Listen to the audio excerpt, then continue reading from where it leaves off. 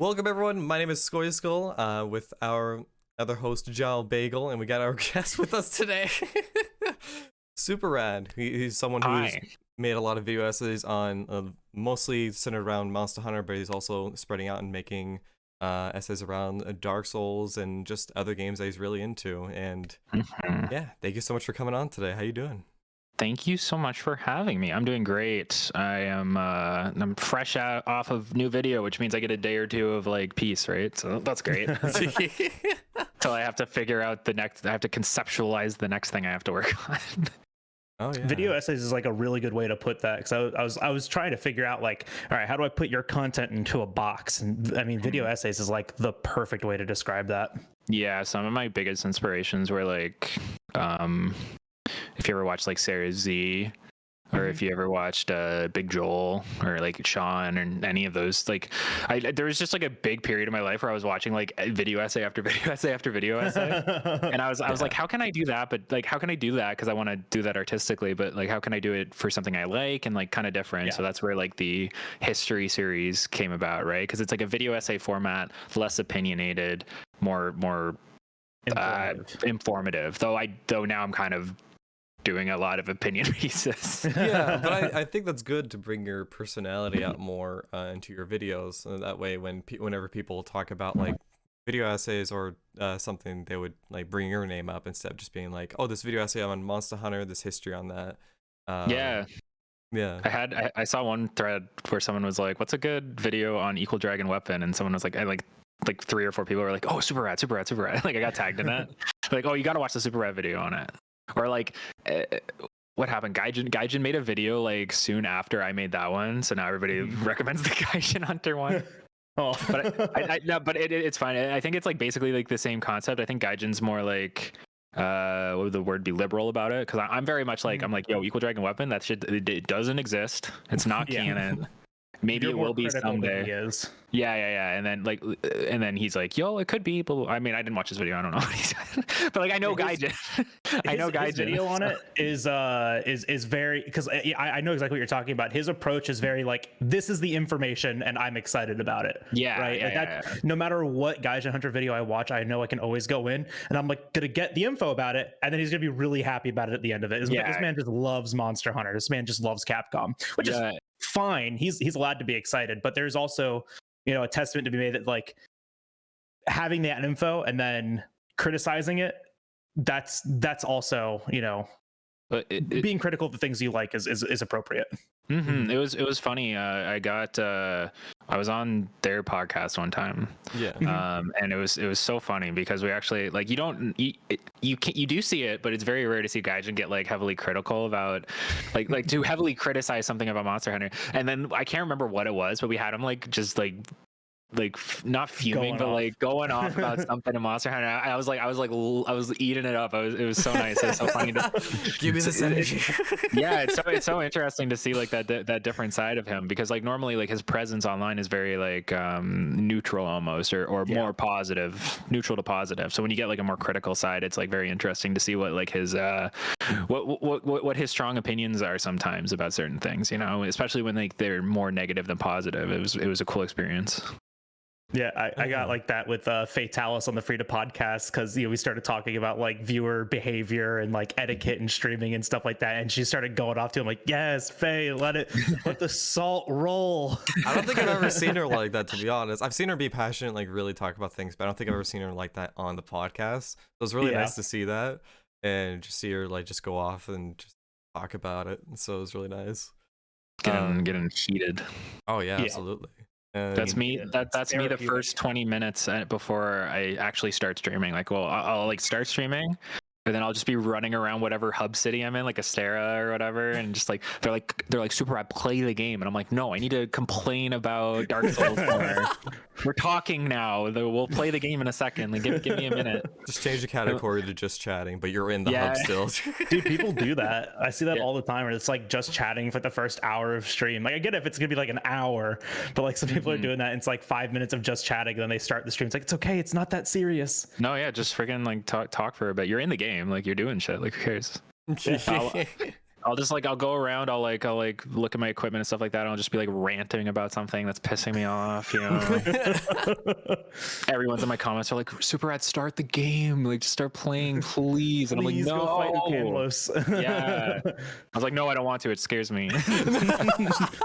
That thing looks annoying. By the way, congrats. Yeah, congrats. Yeah. That thing looks annoying the as shit. What the fuck? Yeah, that was so fucking. Ucanlos is a fun fight. I mean, I never fought because you did Freedom Unite. Freedom Unite.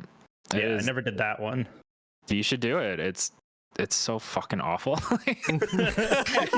It's like honestly trying to convince people to speed run. I know, yeah. It's one of the best Monster Hunter games out there in my opinion, but like god damn, there are just especially like it wouldn't be that bad if you played multiplayer, obviously. If you played multiplayer, that game's like a cinch.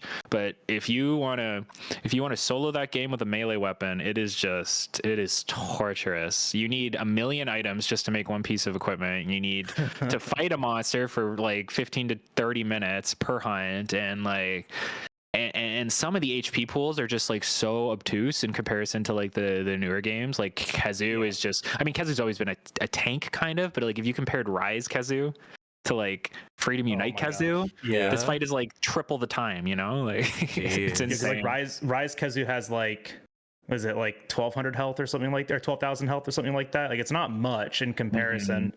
And you're doing insane damage in that game, so yeah, it's because it's world, you know, with a generation slap on. Yeah, with superheroes, yeah. Just swinging around and shit. I'm trying to remember. Does Freedom Unite, does FU have HP scaling for hub? It will. There will scale HP. Games. Yeah, it will scale HP for hub, but it won't like. It doesn't care about how many people there are. It'll always be the same no matter how many people. It's always 4-player, isn't it? Well, I got corrected for this in one of my videos, in one of my history videos, because that's what I said. I said like hub is made for 4 players, but it's not really true. It's more like, and this isn't an exact quote because I can't remember, but hub is more for 1.5 to 2 players essentially. Okay. So there's hub scaling. It's not like player scaling. No player scaling. If you go into hub, they're going to be more HP. Because that's the same way that like For You was, because For You, the hub in For You was always designed for 4 players. Like 1.5 to 2. Was it really still? Yeah, because like if you go in with 3 or 4 people, you'll overkill pretty much anything. Like yeah, absolutely. Yeah. I remember because I never played any of For You multiplayer. I sold that entire game. Yeah, you never played online. It's different now, right? Oh, sorry. It's different now in World, because World and Rise will scale based on how many people per person. I guess that started with Generations then, huh? Generations is 1.5 to... Is it seriously? Man, I think World so. I don't everything. I don't someone's going to be in the comments and being like, no, SuperRad is wrong, but I don't know. We don't have our Google machines, and actually I'm googling it right now. But Roku, if you know who Roku is, Roku's like a speedrunner in the community, and he always told me that shit. So that's where I got my information from. Gotcha. So, no, blame him. I noticed like a huge dramatic difference when I switched from like single player to like 4-player when I played online with like viewers and everything on 4U. It was a dramatic difference between like just killing the monster. It took like 2 minutes, and I'm just like, what the fuck is happening? Are you in 3U hub yet? Yes, I'm in 3U hub now. Yeah. Nice. I still have to find my way. It's somewhere. I promise. I'm looking for it. No, I have to find it. Place is a mess, but 3U hub's really good. I think you'll like it. I don't know how far you are in it now. I just hit HR4. Nice. Is that low rank or high rank still? I think it's high. I think that's the beginning of high rank. I think it's the beginning of high rank. So I'm pretty sure low rank was 1 through 3. Yes. High rank's sick. G rank's sick. Like when you fight, like just go ahead and correct us in the comments below. Just get like the change log started now. Like the timestamp correction. Yeah, no, like 3U has been absolutely amazing so far, and like for me, like when playing through 3U when I was playing it solo, like I started to realize that I've had like this growing fear of like the unknown in like underwater, and just like it did not help me when I was fighting like the final like monster in like single player. Cedius? Yeah, Cedius. Holy shit. I was like holding my breath the entire time. And then an actual quote from Skoj during this was, "I don't think underwater combat is that bad," immediately followed by, "Oh my god, I hate this. I'm so scared of underwater." Yeah. But to me, it's like underwater combat makes sense. Like the way they work it and the way the fighting mechanics work, I feel like they did it really well. It's just that I just have a fear of being underwater with like a big thing coming out of the unknown. Just you see the face just start slowly coming out of the other area, and you're like, I don't like great. I don't like that. That is a valid fear. That is like, I think that is a popular fear to have. Like, yeah, a lot of people, like, I hate like big bodies of water. And like in video games, it's not as bad, but like if I'm like in the ocean or something like that, like I fell off a skidoo one time or whatever they're called. Sea-Doo, those like jet skis. I fell off one of those in like the Atlantic Ocean or whatever in fucking Nova Scotia. Oh my god. I was terrified. I had a life jacket on and everything, but like you fall in the water, you get out, you don't see anything around you except for like a rock with seals on it or something, and then you're like panicking. It's freezing. Like you're losing your mind. So that scares me. That's the worst part about up there is that it's cold. At least down here, because I do free diving and open water fishing and stuff like that. It's like this conversation is so alien to me. Yeah. It's like we go diving and it's like 180 feet water and you can't see, like there is no bottom. It's just it's pitch black beneath you. Like that makes me uncomfortable, but I'm fine with it. You're like those people that do the people that do like the spelunking, but it's like really, really tight spaces. That shit, caves. That's so scary. Scares me. Cave diving and stuff like that is terrifying because I'm claustrophobic. I feel like I would be claustrophobic in that situation. Yeah. There was like just Good. I want to be able to stretch. No, you go. I watched The Descent once, and I was like, I will never go in a cave. Oh like, ever. No, never. Game over. That's it. Like one TikTok video where it was just like the person was like in this tight space, and he had to like release his breath to be able to get out of the tight space he was in. I saw that. What the fuck? It's like so scary. He was like excited about it too. He's like, oh, I have to like let out my breath so I can get through, and I'm like, I would die. Yeah, that would be it for me, unfortunately. If I go into a cave, I'm not coming out. Like that's just I live here now. Yeah, I don't trust myself, unfortunately. That's terrifying. Holy shit. But like, I guess kind of going backwards and everything. How did you get started with, I guess, content creation and how you got involved in it? COVID, baby. COVID hit, and then I was like, well, what am I gonna do? I was in school, and because I go to university for comp sci, getting my honors. Let's go. Let's go. Congrats. I'm never gonna use it. But you'll have it. It's a plan B. I'll have it in debt. It'll be great. Yeah, it's my fallback. Maybe I'll get a government job or something. But I'm a bartender, so I was working at a gaming bar in Ottawa. It's called the Blurry Pixel, and then it was cool. It was a fun job. I basically like ran the place. But it closed down because of COVID, right? Like no one could go for a while, and my boss couldn't like pay rent or whatever, so it just ended up closing down. So I was like, I had a lot of free time. We went on to like Curb or whatever it was called in Canada. It's like the emergency fund for unemployment with COVID, essentially, like the special one. Because like I couldn't work really. I was like, like my job was bartending and I couldn't bartend, so I had a lot of free time, and school was I think I started in like the summer, so it was like school was done, and so I was like, before that I had tried content creation before. I was like doing Fire Emblem streams and shit like that like 2 years ago, but like 2 years before.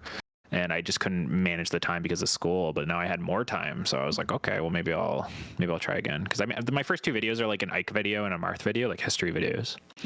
And so I was like, okay, well I'll try again. I did the Monster Hunter history video and it did okay. Like they don't do, like, it's funny, like they don't do super well. They did well because I put them into a 3-hour compilation video. But they themselves only do okay. It's like people don't really give a shit about mechanical history about video games. It's funny. But if you put it all together and people people can listen to it while they're sleeping, love it. Amazing. Yeah. So yeah, I made like the first one, and I didn't make them to have them do well though. I just made them to make them because I like Monster Hunter and I wanted to make something because I had free time. I needed to stay sane during COVID and shit. So it just happened that they did well. They did, yeah. They started to do well, and then I had like the opportunity to do I did the Mind Guard video. Which was a cool one because like nobody really like had experienced Mind Guard, so it's kind of like my buddy Flyan made the Lock video. Which is a good video and you should watch it. So and then I got another opportunity off of that to do the Frontier series, which is what like that was just I did the Frontier series because it interested me so much. Like I love Frontier. Like I was like, that sounds so cool. I would love to talk about that, and I got access to play it and stuff like that. It was super cool. And then after that, it just like, I started streaming. So streaming became a big thing. And now I just make whatever kind of comes to my mind. I still make like Monster Hunter videos, obviously, but I'm trying to like do more like general opinion stuff. Yeah. Because like the history videos are nice. It's just like they require so much work. What?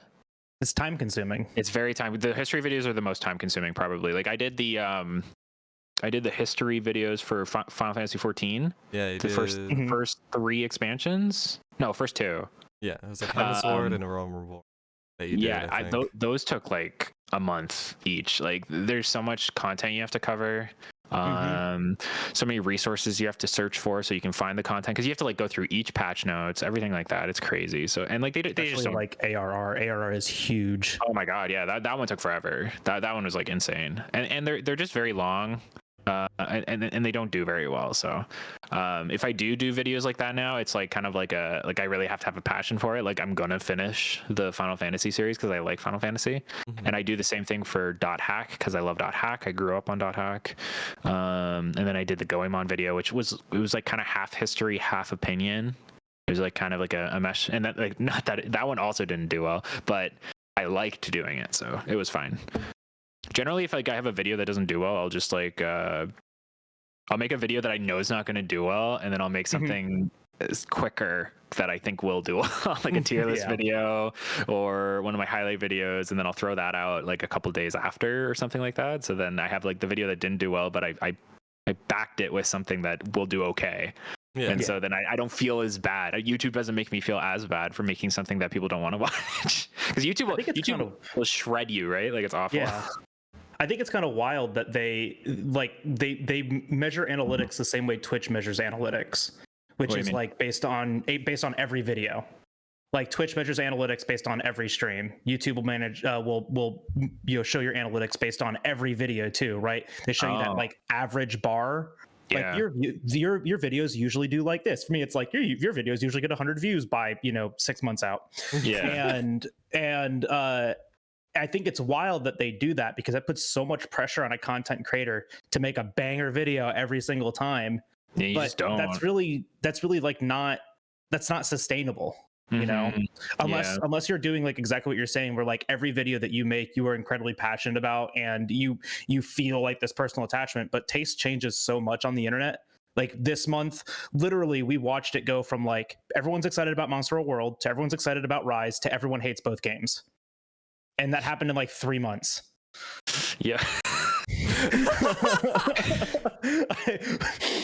I was talking about this on stream. I was like, yeah, Rise just like it's funny because like when Rise first came out, I was like, okay, yeah, they're kind of going back to their roots. I like what I'm seeing, blah blah blah. And then I was like, then we kind of got to where it is now, and I was like, I feel like World might be better. I don't know. Like it hurts to say that, but like I don't know. And then like so now I'm playing through World again, and I'm like getting to see firsthand which one kind of is like conceptually better or worse in certain ways. Like Rise has certain things that are better, and World has certain things that are better.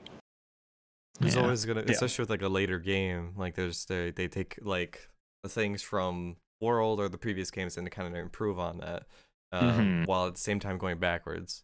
So it's a little Rise definitely, because I mean they even talked about it, right? And I hit on this note literally constantly when they were talking about the development of Rise, because the development for both games started at the same time. And when they started Rise, it was similar to Generations, where all of the zones are their own zones, and there was loading transitions. And then World did so successful by removing all of that and making an open world that they're like, oh, we should do this with Rise, which makes me think that they saw the success of World, saw the success of all the quality of life stuff, all of the weapon changes, a lot of World mechanics, and they were like, well, let's just take all of that shit and throw it into this game now, right? And it doesn't hit the same note, in my opinion. I like Rise. I don't love it. Didn't say that, but I do like Rise. And I find myself playing it for like an hour or two, a week, maybe. Yeah. Just playing it like at night, laying in bed. That's way more than me. But it's one of those things where it's like they put so much inspiration from World into it that it feels like World on the Switch, but not World at all, because wire bug. And these things they all don't interact well, in my opinion. So it's like feels messy. World and Generations meshed together, unfortunately. Yeah. Instead of just being like a mobile thing, kind of. It's unfortunate. Yeah, I feel like it does feel kind of hollow. That's what it is. Yeah. I feel, but like a lot of people get a lot of enjoyment out of it, and kudos to them. Where your enjoyment comes from a video game, that's entirely you, man. And if you can enjoy it like that, I'm happy that you can. Right. I'm a little disappointed that I didn't have that same like visceral attraction to Rise that I did World, because like World came out, I played it for 10 minutes. Like I played the demo, I did one hunt in the demo, and I was like, all right. And the day it came out, I went and I bought a used PS4 and the game. Off of playing one hunt in the demo. I was like, this is amazing. Yeah, this is great. I can't wait for this. It's funny because I told you I stopped by one of your streams and I mentioned how like I didn't like know anybody in the content creation community or anything like that. I wasn't making content at that time, but like our gaming bar would have a TV behind the bar, and I'd just find random streams to put on, and I put on your stream while you're like speedrunning and shit. Didn't know who you are at all or anything like that. But I was like, people speedrun Monster Hunter World. It takes 7 hours. What the fuck? That's stupid. People speedrun Monster Hunter World. It's like 3 of us. Like, because at the time, like at least at the start of COVID, it was just me and Shepard that were doing this consistently, and then. World speedrunning kind of like plateaued for a bit, and then Shepard stopped, but I kept going, and then now I've found a couple other people that are interested in pushing it even lower. So we have like maybe what's it at now? 5 active runners. So this is including cutscene skip, which is like an hour. They let you do that? They let you cutscene skip? That's good. That would be. I make the rules, baby. I run the FRC community. It's fine. That's the nice thing about speedrunning communities is like you guys just kind of you get to be like, this is stupid. No, it was right. And like I literally commissioned a cutscene skip mod before knowing if we were going to allow it. I said, I'm just going to commission one. Let's see if this is going to work. Commissioned it, loved it. Is that the one that's on the Nexus or whatever? Yeah, that's the one that's on Nexus. Wow. That Moon Bunny and Aster helped with. Moon Bunny was the one that made it, and then Moon integrated it into the Ice mod as well. So like it's just part of that now. But my cat. I'm hoping it's the dog. It was the cat. I was hoping. I was hoping it was the dog. The dog's at my partner's mother's because she goes there to do laundry every Sunday. How long have you had that little one? Sorry? How long have you had that little one? This one? Yeah. He's like 10 now, I think. So good about a decade. And then you can't see Saoirse, but she's under that blanket. She's she's probably like a year and a half or something. Good cats. Yeah. All right, you're done. Immediately get start biting. Yeah. But when we were looking at it, it's an hour and 3 minutes of cutscenes for everyone. So it's the same time every single time. Let's just take it out. Let's take it out. Remove it. Yeah, get rid of it. And then with that came load removal. So now everyone's on the same playing field. That was something that people have been asking for since the game was released on PC. Because my loading times per screen is 2.4 seconds or something like that. I literally built a second computer just to speedrun this game. But then for other people, it was like 5 to 6 seconds, sometimes longer. Yeah, so you just remove that because if everybody's playing on PC, it just makes sense, right? Yeah. PCs can't be regulated. Yeah, exactly. So all of the load times got removed. And so now the run is down to 2 hours and 45 minutes. 3, I want to say. 2 hours? Yeah, 2 2 hours, hours and 40 minutes. It's just under 3 hours now. How are you beating that? And that's in-game time. It's literally just under 3 hours of like a full play time. Jesus Christ. Verified that. Am I an idiot? Am I dumb? Possibly. I don't know. I don't want to say. Possibly. 2 hours 37. That's what it is right now. 2 hours 37 is pending world record. I just need to verify it. God damn. But that was from Greenspeed 18. So, but him and I have been fighting for world record for a minute. Nice. You've had the world record? Yeah, I've had it a handful of times, right? Like I got it from Shepard way back when the game was, like when the game was only 2 years old. Okay. And then another runner came out of literally nowhere and beat me. A runner from Mexico, Katnius. And then I beat Kat.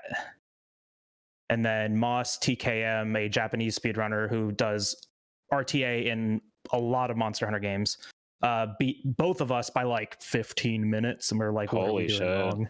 Yeah. Gotta figure that out. So then we both Kat and I like go back to the drawing board and figure it out.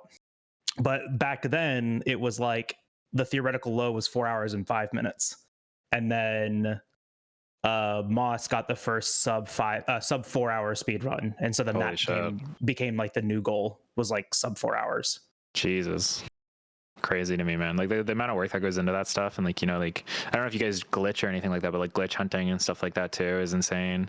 Yeah, I feel like Monster Hunter is more like AI manipulation and shit like that, right? Yeah, exactly. It's all scripting, right? Like we script every fight. Like if you watch like an IL speed run, it's just scripting every fight and finding interactions that we can take advantage of. And the nice thing about any percent is that all of the beginning of the fight and all the like stats about the fight are identical every single time. There's no rolls. There's no like spawn rolls.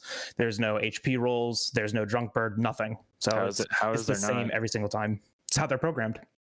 What, like the initial fights are all the same? The assigned missions are all identical. If you leave an assigned mission and come back to it, then RNG is applied to it. Yeah. But because of the cutscenes and because of like the monster needs to be a certain size for the cutscene, and just like for consistency, I guess, in the game, all the monsters they have the same HP every single time. They start in the same locations, except for one fight, the Legiana fight. I did not know. They all start in the same location. That one's different.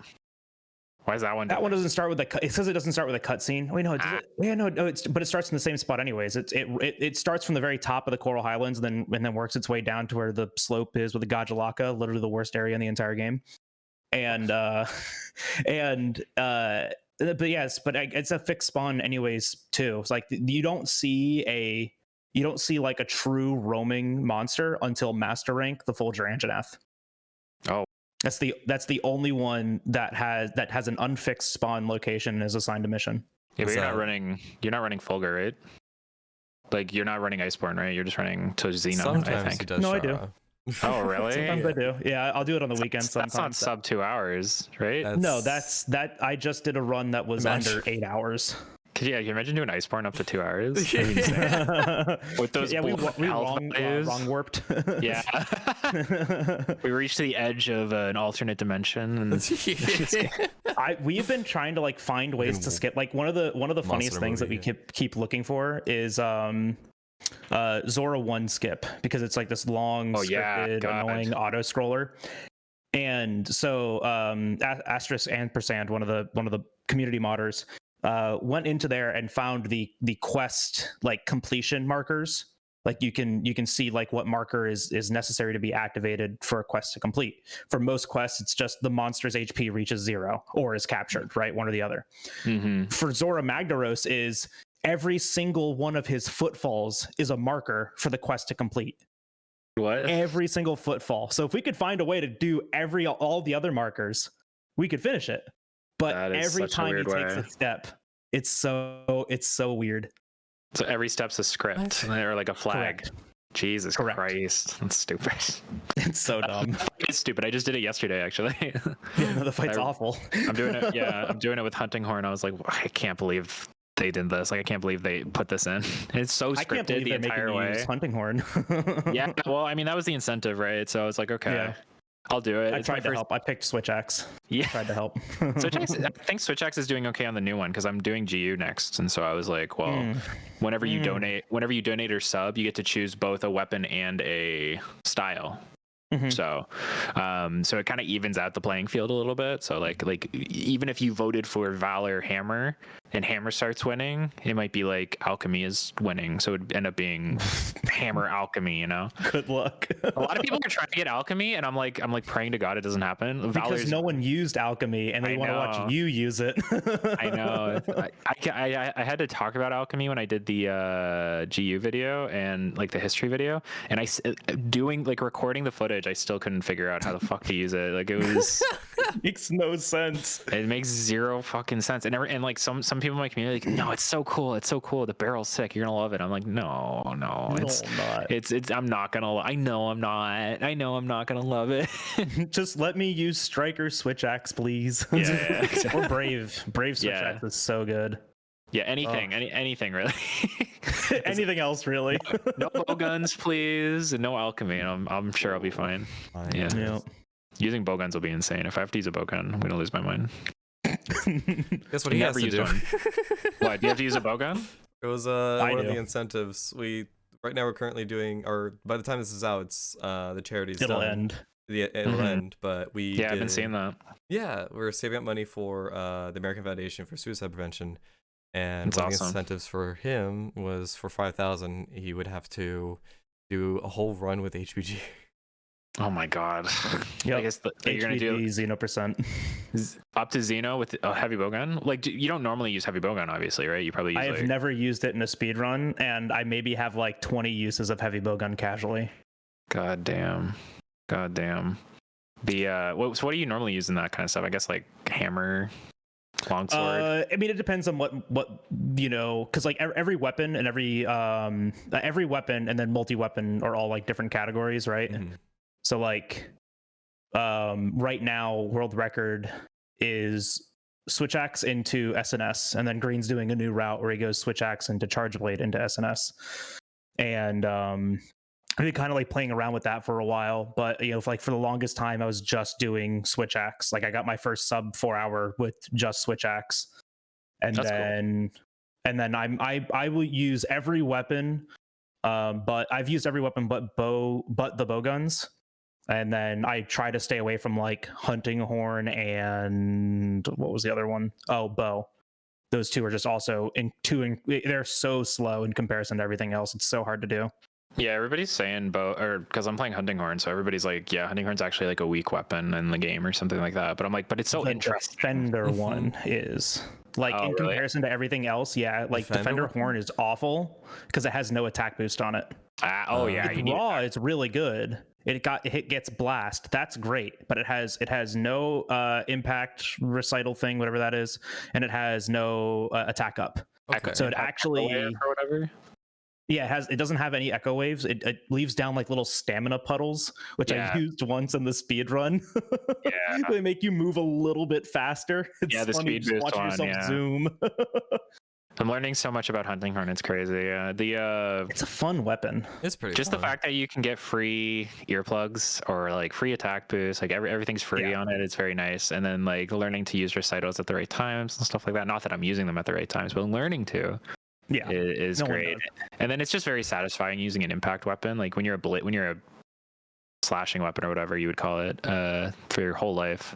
You know, being able to knock something out with a hammer or a hunting horn is very, very satisfying. And like if you've never used impact echo wave, like the spinning hammer, the spinning horn part, that's insane. That is so satisfying. Such a satisfying. The most satisfying part. I didn't really use it that much in World, but I think that move is in Rise as well, right? I think it is. Yeah, like it's more built into, I think, like some of the combos or something like that. I can't remember exactly. It's like a little gauge that fills up. Yeah, so it's like a once a time thing, but it does a shit ton of damage. Oh yeah, I should know that because I used it for the entire playthrough of Rise. But no, that weapon is so much fun in Rise. I've had a blast with it, but a lot of people are like arguing that it's just they kind of like ruined hunting horn in the aspect that they changed it a lot. But I feel like that makes a lot more people use it and then go back to other games and probably use it there too. So I don't know. One of the funniest One of my least favorite, I don't know what this is to me, but one of the comments that like people say a bunch about Hunting Horn is they nerfed it from the demo to the release. It was incorrect, right? Like it was incorrect damage values. They reduced the motion values. Oh, I thought whether or not it was incorrect. Yeah. Well, so all they did was just they reduced the motion values, but people are trying to like justify it, like was it bugged or like did they actually nerf it because it was too strong? And this is my take on it. Mm-hmm. In the demo, there are no armor skills. Mm-hmm. There are no ailments status on your weapons. It is just an attack value and a defense value, and that's it. And every weapon has the exact same one. So for balancing, they just adjusted the motion values so all of the weapons could clear Magnum Mallow. Mm-hmm. It's still really good, isn't it? Like, isn't it still amazing and right? Really good. Not as good as the demo though. Yeah, and not as good as Longsword. Let's go gamers. God. Gonna be started on long. No, I don't care. Right? I use Lance in Rise because it's just so much fun to me. Are you kidding me? That weapon is so much fun in Rise, and then I've been using it so much more in World too. It's just there's something about that like. You know, like the little dodge attack that you do that's also a guard point. Yes. It's like the side step or the forward step or the back step. Yeah. That is by far my like most favorite move in the entire game. Mm-hmm. But in Rise, that's all you do is just that, and then you know the sweeping attack, poke, sweeping attack, and then just do that again. But like in World, you only use that to reposition, and then you just do like your poke and charge. Yeah, I just that kind of thinking to me like yes, use this to reposition like during an attack at guard points, and then I don't know, I love it. That was the second closest one to like what I would have been using in World. If like there was one viewer that just like pumped Hunting Horn like wouldn't stop. I was like, Jesus Christ. But like Lance was very close, and I think out of anything that was on the list, if I had to like try something new, Hunting Horn and Lance were the two ones that I found like the most interesting. So yeah, like, I feel like Hunting Horn's great for like the uniqueness, and it's an impact weapon if you're a longsword player. So like Hunting Horn would be a good one to try, and then Lance has like, you know, the shield aspect, the slower movement aspect, so that's like a new concept to try. Because like if you go from like longsword to greatsword, like it is different, but like you're still kind of getting like a similar experience almost. Just because they're both bladed weapons, they both kind of do the same thing. But then to like go on to an impact weapon is like very refreshing, or to go on to a poking weapon, a piercing weapon is also very refreshing. And then to go into like a Fortnite weapon, very, very refreshing. You know, yeah. Fortnite weapon. Yo, the World and Rise bowguns look like straight up. I'm like, that is Fortnite. I'm watching Fortnite right now. It's point and click. Though I will say that about light bowgun and Rise, Wirebugs made light bowgun and Rise a lot more fun. Oh, that's good. Because you have a lot more movement options with it now. Mm-hmm. And you use them, right? Like they're actually useful. Mm-hmm. And that made playing light bowgun in Rise a lot of fun. Oh yeah, like I watched Femetto like use light bowgun a lot, or just the bowguns in general, and it's really fun to watch him. Like it was Apex Rathian, was it? Rathian, yeah, he was speedrunning Apex Rathian with the light bowgun. Yeah, spread. Spread. I'm not sure, but like he was fighting that with light bowgun, and it looked really good. Like the way he was setting up, the way he was just going at it with the combat, it was a lot of fun. I feel like he's like an expert on bowguns, so it makes sense. Yes, he'd be like, yeah. He's literally rewriting the bowguns portion to pretty much the whole entire ranged portion to the Iceborne Community Edition. Yeah. So he calls it Femborn, but he's redoing like all of the motion values for that and all of the ammo values to put everything on the same playing field, so it's all viable. That's awesome. So just give you like the option of what you want to use in a specific situation instead of just focusing. Yeah. That's awesome. Yeah. No, that modding thing, I'm not using it in my playthrough because I wanted to do like original, like a vanilla playthrough first. Yeah, exactly. Oh, my dog's back. She's here. But it does look really cool, and just like some of the concepts that they're like, and some of the overhauls that they're doing. It's always cool when like an overhaul gets made for like a game that you're really into. You get kind of like we were just talking about, refreshes the game for you, makes it a little more interesting sometimes. Yeah, especially when you look at like right now, the majority of the community is pushing like over 2,000-3,000 hours in the game. It's been out for 5 years, almost at least. 4 years now, yeah. And it's great. Oh, 4 years. You're right. I definitely think it's gonna. I think it was built to have a better lifespan than Rise does, if anything. Absolutely. I think Rise, even when Sunbreak comes out, will probably like kind of peter off. While World will probably still. It just feels denser and like meatier in a way, and kind of more satisfying in some of the weapons and stuff like that. I think the switch from the RE engine was definitely rough for them. Like, I don't think that they were used to like making a Monster Hunter game in a brand new engine like that. So yeah. I definitely think like the next game that's on RE engine will be like really sick. Like that will be like especially if they're doing like MH6 on RE, or if they're doing like World 2 on RE. That'd be really cool. I'm looking forward to like what they're going to be doing with that, and if like the whole big conversation is cross-plat or cross saves or whatever. That I doubt it. I doubt we'll ever get cross saves. I feel like they just put it in. Like I said this, I don't remember where I said this, but like there was like such a kerfuffle about the fact that they did the cross saves thing, right? Yeah. Like they did the quiz. Yeah. So I tried to explain it, and I was like, I think you have to like consider that they just threw that into a survey to fill in a slot for a question. And then everybody read it, and it just took off in a way that no community manager expected it to. Probably not. Yeah. They had to cover their fucking ass because they were like, "We're not adding this. What the fuck? We didn't expect that." That's so good on them though to manage that expectation with the community. Like they didn't have to, and they could have just let people like run rampant with this idea. But they understood that the game would come out, and then everyone would bitch and moan about it. Everyone's still gonna bitch and moan about it when the game comes out, but it's a little less now. Right? Yeah. Like 10% of those people that saw that tweet are going to be like, oh, yeah, no, they said it wasn't going to be in here, so I won't get my expectations up. Yeah. And I mean, the community managers are really good for that. Yeah, they did a great job. Used to be Socks, and then Yuri, and who's the new guy? Jono? Jono's cool. Jono. He's pretty chill. He's very like involved in the community. Well, it seems like that, especially with the community manager. I keep seeing him on my feed, like commenting under everybody's videos. Yeah. It's funny. Like Rage will make a new video, and then like he'll comment and stuff like that. It's funny. Oh wow! Cool. So like I couldn't remember what framework World was built on, so I googled it. It's the MT framework. Yeah, that's news to me. Stands for multi-thread, meta tools, and multi-target. You have one acronym that stands for three things. Good job, Capcom. They do that in Japan, man. They do that in Japan, I swear. You have an acronym, it means 20 different things. It's crazy. Oh, God. It's used, that's the same framework that they used for the 3DS and the PS Vita. Had no idea. That's actually really cool. They've been using MP framework.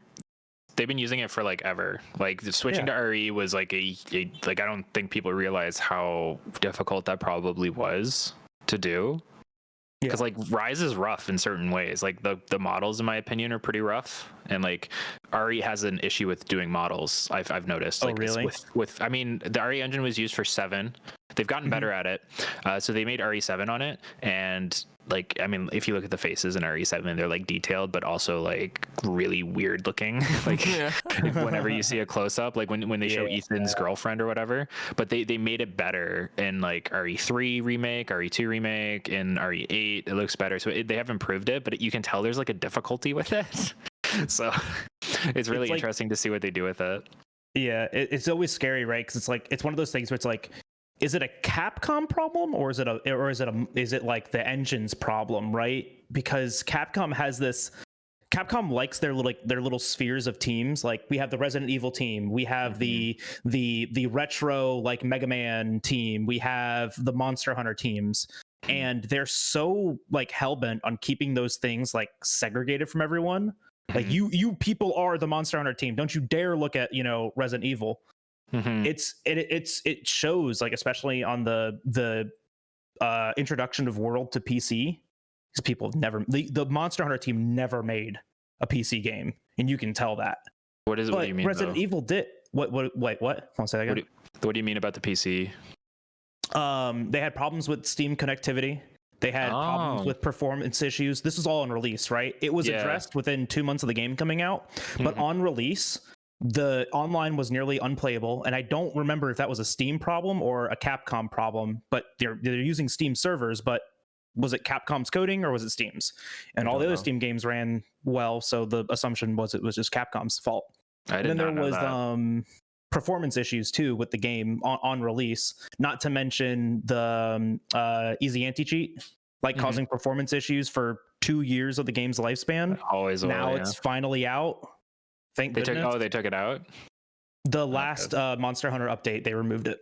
I had no idea about like all like the insides of the games like this. So what the different engines is like? Was it, I guess, the more common ones? Is it like every gaming company has their own separate engine, or is it just? It depends, right? Like generally, yes. Like nowadays, they'll specialize and make their own engine. Like DICE has the Frostbite engine, for example. Or EA has the Frostbite engine because they used it for Dragon Age Inquisition, but like all the Battlefield games were built on it, if not still built on it. And you you'll specialize your engine for specific games. So I think like MT Framework was used for Monster Hunter. It was probably used for Dragon's Dogma. I don't know. And I think it's used for Devil May Cry. And because if it's used for Devil May Cry, it's used for Dragon's Dogma, I feel. It was also, it was also used for all the Resident Evil games before 7. Yeah. So and then they made the Resident Evil game was on it. I don't know why they made a new engine. Maybe it was just getting outdated because like it's not like MT Framework didn't get updated. Like they had MT Framework 1, 2, 3. Like they had new versions of that engine, and so each company generally has their own. They make because like a fighting game engine is going to be different from what a fighting game engine can do easily is going to be different from what a Monster Hunter engine can do easily. So sorry. and yet they built all of these games within the MT framework. Like that's hilarious. Like I know. Ultra Street Fighter is built in the same engine as Dragon's Dogma Online, as the same engine as DMC4, as the same engine as Resident Evil. That's crazy. They built it to do everything. So with these engines, is it basically the engine itself is something that like the games can take from and kind of make it like easier to like produce games because they have like this is how a person moves, this is how this moves. You know what Unity is, right? You know what Unity is? You know what Unreal is? Yes. I feel like everybody knows what Unreal is. Yeah, so if you have a game engine is like generally like a software program in which you are going to be creating the game. Like it is a piece of software that is made with like these displays, this ability to integrate the shaders, this ability to integrate the code. You're still writing it in like C# or C++. I think most game developers do C++ lately. You're still writing it in like all the languages that people would normally use, but all of your libraries are built in, so like you can access certain functions and stuff like that. The ability to bring in specific shaders, what's supported by like what kind of shaders are supported, what kind of models are supported, stuff like that. Like you might be able to use like a 3ds Max file, like I don't remember what they're called, it's in Unity, and it might not work in another program. You know what I mean? So they specialize, and like generally like they'll internally fine tune and like figure out exactly how their developers need to be able to access certain things or be able to do certain things in order to make it as efficient as possible, and then and make it easier to optimize games and stuff like that. I mean, you still optimize most of your games through the code itself, but the engine can help with that too. And that's why it's so weird. There's a very big jarring effect with Rise, in my opinion. Like I feel like if you go from any game, even from World, I feel like World still kind of embodies a feeling of Monster Hunter because it's on the MT framework, and then like Rise does that too, but in a different way because it's on a different engine. It's like it's very jarring. Like look at the faces; they're very Play-Doh. I feel in Rise. Oh yeah, they're definitely like super Play-Doh. Like I tried going with like an older person, like an older male look for Monster Hunter Rise. The wrinkles look weird. The facial hair just looks awkward. It's hard. It's hard to do it, right? Like that's what I'm saying. That engine struggles on. It has all this ability to do facial animations, but it struggles on making them look decent. And they only started to like make them look really decent in like Resident Evil 8 and Resident Evil 3 remake. Like Jill in Resident Evil 3 remake looks fantastic. Like they really fixed their issue with like making faces look weird. But if you look at Claire in Resident Evil 2 remake, she looks fucking weird. She looks really fucking weird, man. And if you look at Ethan's girlfriend in 7, she looks weird. But then in 8, she looks like basically like a normal person for the most part. Yeah. Have you seen those like videos where they like put facial animations and like bring up the percentage of it? Like 100%. Yeah. So, those are sick. Those are too funny to watch. I've seen the recent ones for like Resident Evil 8, and it was just the facial animations for it are so funny. When she's holding her baby. That's so good. I want to talk about like when I first like I guess noticed you. I think like because when I first saw you, it was a while ago. I think you quote tweeted I think it was a community post. I don't know. Did I? With all the different Monster Hunter creators on like one picture. Oh yeah, fuck! I remember. Yeah, that's when I first saw you. That's when I first. That's like over a year ago now. Holy crap! That was over a year ago. It was. I saw everybody in it. I was like, holy shit! It was crazy. That was I couldn't believe. Yeah, I was gonna say, I was like, I can't like that's what blew me away. I was like, someone commissioned that? Holy shit! That would take forever. Yeah, goddamn. I wanted to do something, and then I like saw your tweet, and then I saw like other people were just like they knew who you were, and I was like, where do I recognize his name? And then later on, it was like, who are you? You started making more Monster Hunter videos related to like history and everything, and it like really blew your name up, and that's when I started noticing more. I was like, who the fuck is this guy? It kind of came out of nowhere, and then but a lot of people knew you at the same time, so I was like, all right. So I looked into you more, and now here we are. Yeah, here we are. It's the second time I've been on a thing with you now. Yeah, at this point, on a SkojCast. SkojCast, yeah. The first one we did was fucking crazy. That was fucking wild. It was so fucking long, man. So he's like, Skoy's like, yeah, it'll be like I don't know, like an hour, like it was like a 5-hour fucking video. It was almost. It was a long video. I was gonna split it up and like do like so whenever someone talks, it would like the scene would switch to their like camera. But then I realized how much longer that would have taken, and not only that, but like my computer. And then Herney's shit broke. Yeah, Herney's video broke. Fem like crashed in the middle of this video. Oh yeah. Oh my god. Goddamn. Taught you a valuable lesson about MKVs though, so that was. Oh yeah, that was that taught me a lot because we were in a group chat and he was just like, by the way, record all your shit in MKV because if your computer crashes, you're gonna lose all your shit. And I'm like, I still don't do it. Neither do I. I'm like, I'll record everything in FLV now. Yeah, I'll roll the dice. We'll see what happens. Yeah, pretty much. But no, that was an absolute blast because fucking I think my most ambitious video probably was I was just like, you know what? Fuck it, I'm just gonna grab like 5 other creators. It was you, Ernie, them, and Mother Coconuts, and myself. We were all voting and doing a tier list for Monster Hunter Rise. Yeah. Oh yeah, I remember that. We had to agree on like which tier everything would go into. It was less arguments than I expected, honestly. Oh yeah, me too. I was kind of like I was low key hoping for like at least like a little bit of an argument, but we were all like neutral and just like yeah, that makes sense there. That makes sense. I think we just don't know each other enough that we could like feel comfortable like arguing with one another. Oh, yeah, right. Definitely sometimes I would have been like, no, fuck you, you're wrong. Now you got to do it again when Sunbreak comes out. Tier 2.0, but this time you all know each other. Exactly. Wait until like PAX or TwitchCon when we've all like met each other and had like a beer or something, and then it'd feel much easier to be like, no, shut the fuck up. You don't know what the fuck you're talking about. You know. I definitely plan. Yeah, speaking of that, TwitchCon next year, October. I'm planning. That was a very exciting announcement. Announcement. I've never gone to one. I want to go to this one, but it's like very difficult to get to. It's not difficult, but it's like a 12 to 17 hour flight or something like that. Yeah. So no, I don't want to do that. Like, but you said you're in Ottawa. Yeah, which is like the other side and up. Yeah. So yeah, you're on the same coast as me, just really up. Yeah, exactly. So it'll be annoying to get there, and then I have to get back. Yeah. I'm gonna be flying to West Coast, not Cali, fucking Canada. For what? I'm gonna visit my girlfriend. She lives in Canada? Yeah. That's so West far. Coast. West Coast. Wait, were you sure? I had to do the mental math of where compass is. The other one in like BC area or whatever. Or... It's like around Victoria.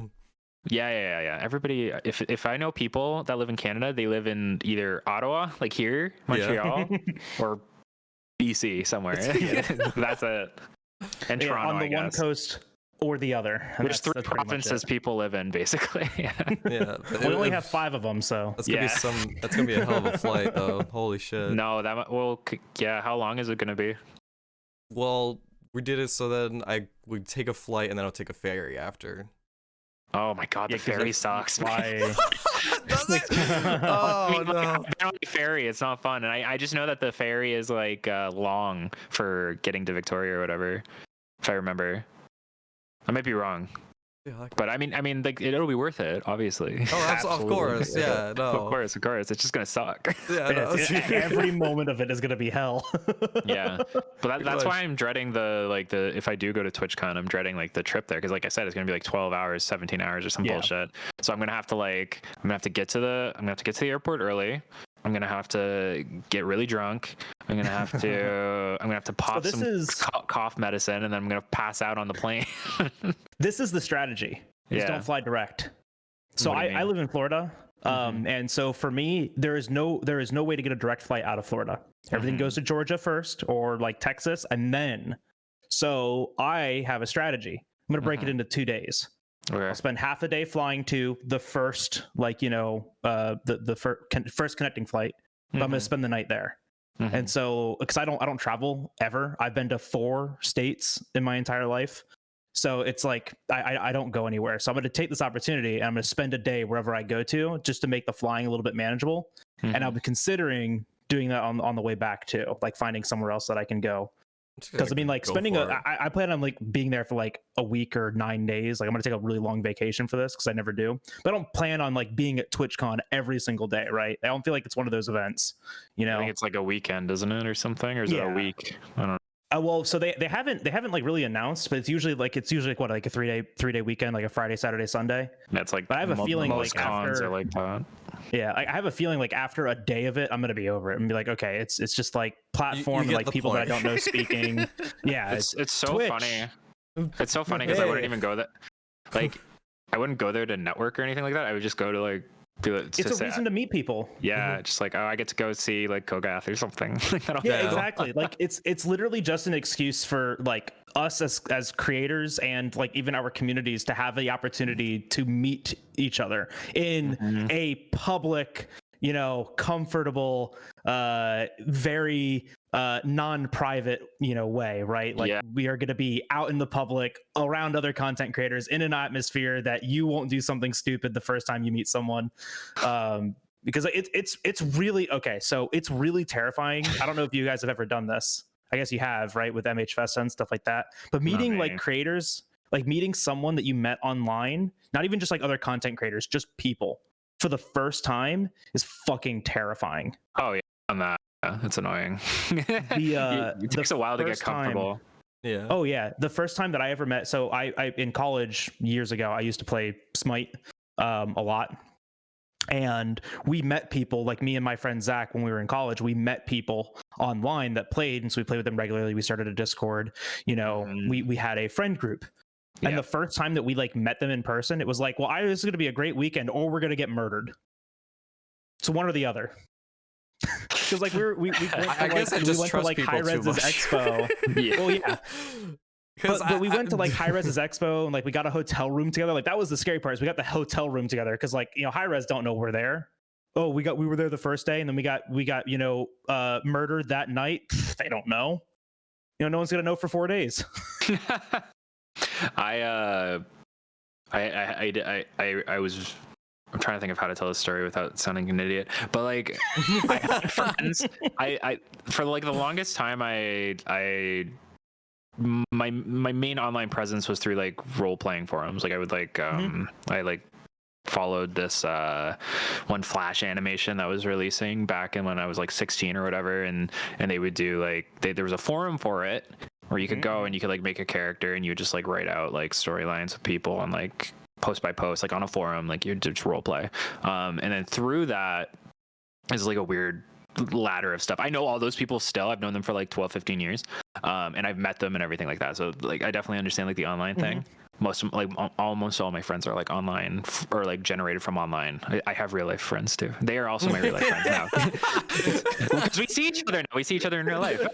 You're like digging yourself into this hole, like trying not to sound like this. I am social. Lonely person. It gets worse. It gets worse. So like I was like I was in college and I was a huge pothead and I was just like smoked out of my gourd all the time. And I was on the role-playing forums, and a buddy of mine from one forum told me about a Gundam forum, so you could role-play. Oh, hell yeah. Piloting Gundams, and I was like, that sounds sick. I love Gundam. So I joined that forum, and then I became friends with this other guy, and me and this other guy would play Halo together. And then me and this other guy were playing Halo together, and he's like, hey, I'm going to get some of my friends to play Halo with us. And so we would all get on voice, and we'd play all the time. And I became really good friends with the two other people. So I like through a huge like line of like role playing into Halo, I met like these two dudes, and then they were like, oh, you know, you should just like come up here for a week and like smoke weed and like play like Warhammer and shit. And I was like, that sounds amazing. I'm like 16, 17 or something. And my dad, and I'm telling my dad, I'm like, yeah, I'm gonna go. It's gonna be sick. I'm probably like 18 because he probably wouldn't let me go. So I was like, yeah, I'm gonna go. It's gonna be sick. I'm gonna go to Knoxdale, Tennessee from Canada. I'm gonna go stay at this guy's house for a week and play Warhammer and smoke weed. And he's like, do not do that. Do not do that. And I was like, no, I'm gonna do that. And I did. I actually went. It was amazing. Like I got very lucky because nothing bad ever happened. Yeah, you didn't get murdered. Yeah, they were great. Jesus. That was so fucking funny. Like it's such a fun trip, and like, but like looking back, I'm like, why would I do that? Why?